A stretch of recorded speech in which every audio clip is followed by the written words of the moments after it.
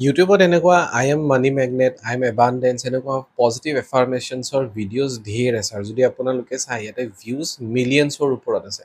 কেতিয়াবা হয়তো আপুনিও এনেকুৱা মানি মেগনেটৰ এফাৰ্মেশ্যনছবোৰ শুনিছে কিন্তু ৰিজাল্ট পোৱা নাই, যাৰ ফলত কি কৰিছে আপুনি হয়তো বাদ দিছে, নাই শুনা বা সেই ট্ৰাষ্টটো নাই।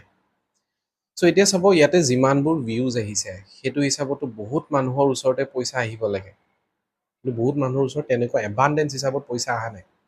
হয়তো অকণমান লিমিটত আহিছে, কিছুদিন আহিছে, তাৰপিছত বন্ধ হৈ গৈছে। চাওক এফাৰ্মেশ্যনছৰ কামটো দিয়াত দিয়ে 100% দিয়ে, কিন্তু ইয়াৰ কিছুমান টেকনিক থাকে। চ' যেতিয়াই আপোনালোকে এফাৰ্মেশ্যনছ কৰে, ফাৰ্ষ্ট হ'ল যে ভিতৰৰ পৰা সেই বিলিফটো আহিব লাগিব, ভিতৰৰ পৰা সেই বিলিফ আহিব লাগিব যে আপুনি পইচা ইনকাম কৰিব পাৰে।